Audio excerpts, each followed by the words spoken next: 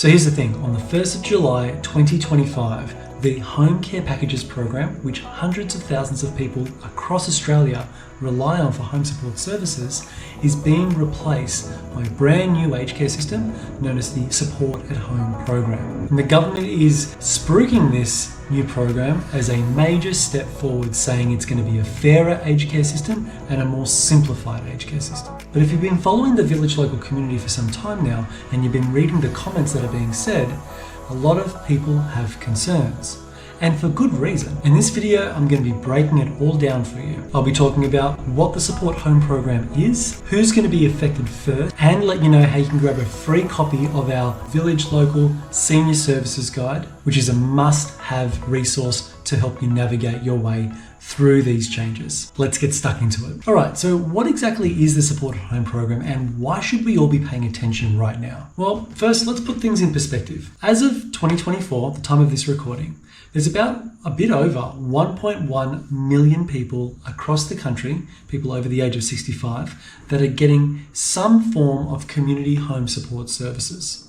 Now, of those 1.1 or a bit above 1.1 million people, about 850,000 of those people are in the Commonwealth Home Support Program. And about 250 or 270,000 of those people are receiving community services in the form of the Home Care Packages program. And it's the Home Care Packages program that offers the more tailored, comprehensive service program for those with more of a complex condition. And here's where the change is going to be coming in first. On July 1, 2025, the new Supported Home program will be replacing the Home Care Packages system. So it's those 270,000 people that are going to be impacted by its implementation. But, and this is a big but, the government has made it clear that there is an intention to merge the two programs eventually.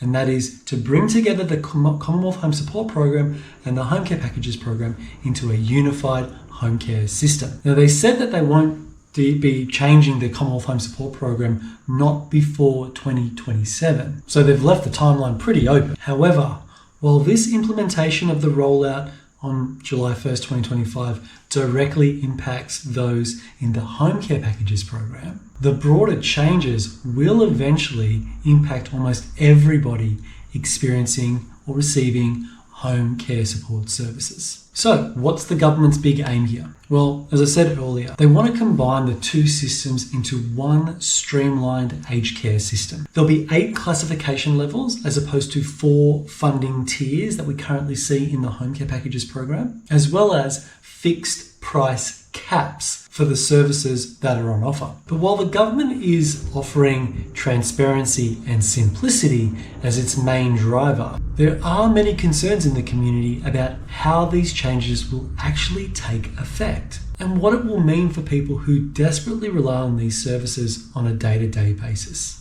So let's take a step back. Right now, under the current Home Care Packages program, you've got access to a case manager who works with you to oversee the delivery of your care plan. They're kind of like your go-to person. They've got a good grasp on what your current situation is, and if they're doing their job properly and they're good at their job, they can work with you to overcome challenges that may pop up, and they can act pretty quickly to make good use of your home care package funding to get you the support that you need. For example, if you have a fall and you suddenly need some nursing support or some physiotherapy to get you back on your feet and mobilized again, your care manager or case manager can coordinate your services to get you access to these things pretty quickly. But under the Supported Home program, or at least in the way that it's being described right now, this process changes significantly. You see, instead of working with your case manager, you'll now need to go through an independent assessor before you can make any changes to your care plan. And here's where things get tricky. If you need a new service like nursing care, you'll have to wait for an independent assessor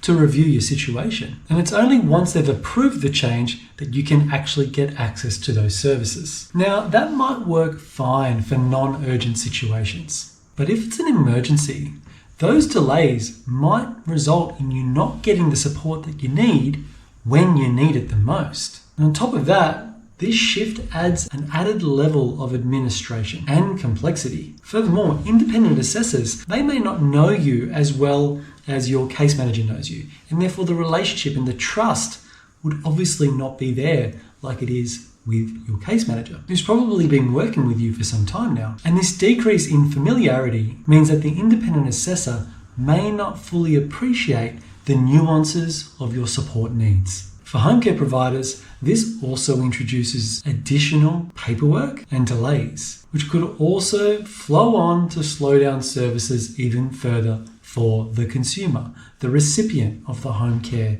services. This lack of flexibility is one of the biggest concerns that we're hearing from members of the village local community. When your health changes suddenly, you need support to adjust just as quickly. Now let's talk about costs. Under the new supported home program, services are grouped into 3 categories.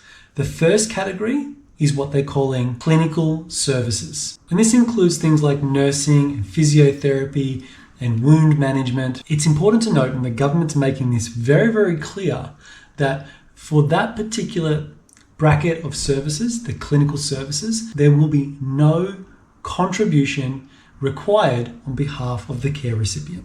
So to get access to those services, the care recipient will not be out of pocket in the slightest. The second group of services, which are known as independence services, they will include things like showering, personal care, dressing assistance, and the like. It's these independent services where we see the first type of co-contribution, and right now, as it stands, it's looking like care recipients, pensioners, or people on a full pension, will be asked to contribute 5% to accessing those services. And then there's the third tier of services. And these services are known as everyday living services. It's the everyday living services that seem to be causing the most concern from consumers. As they're being described right now from the government, will be attracting a 17.5% co-contribution by the consumer. And that's if you're a full pensioner. If you're a part pensioner or a self-funded retiree, that number climbs higher. So in summary, this means that the more day-to-day services that you rely on, the more you'll be paying out of pocket, regardless of if you're a pensioner or a self-funded retiree. One of our Village Local Community Hub members, Trevor his name is, put together a clear example of how this might look. Trevor, who's on a full age pension, calculated that he'd be out of pocket over $50 per week for the current care services that he's receiving. That includes things like cleaning, showering, and massage. Now, for somebody living on a fixed income, that is a significant burden. And while the government does offer financial hardship assistance, it just isn't clear how many people would qualify for this and whether it will be big enough to cover the costs. Now, Trevor's one of the lucky ones in that he's already in the home care packages program. He's already receiving services, and therefore he's going to fall under a grandfathering arrangement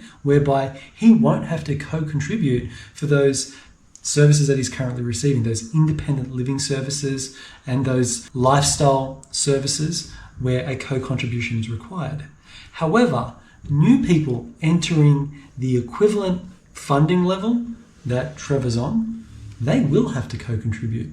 And for somebody that's in a similar situation to Trevor, expect to be out of pocket for about $50 a week if you want access to those services. Now let's talk about equipment and home modifications. And for this one, I want to call out straight away, it is fantastic to see that there is now a separate program for accessing mobility aids, lifestyle equipment, and getting home modifications done.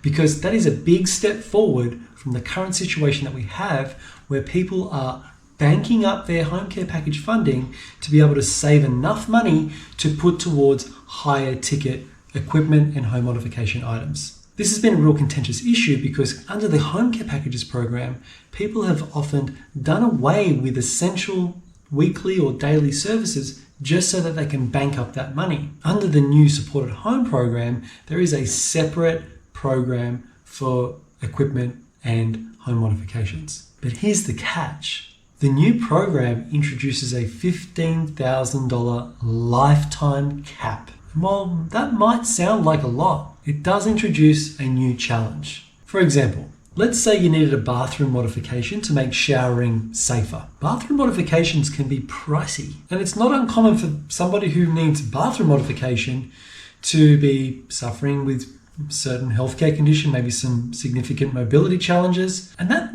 person might also need a hospital hydraulic bed, or a particular type of recliner chair, or some sort of mobility scooter or mobility aid to get around town. These are all big ticket items, and you'll find that $15,000 can disappear pretty quickly. And when that happens, most pensioners, they would not be able to afford the remaining costs out of pocket. And here's the bigger issue. If you can't get the equipment or modifications you need, this may end up being the catalyst for moving into a nursing home sooner than what you would have liked. To put this into perspective, in 2023, the Commonwealth Government spent $16 billion on supporting 185,000 people in a residential care facility. When you average that out, that works out to be about $88,000 per year per person. So if you do the math, if somebody enters an aged care facility, let's say 3 years earlier than what they would have otherwise,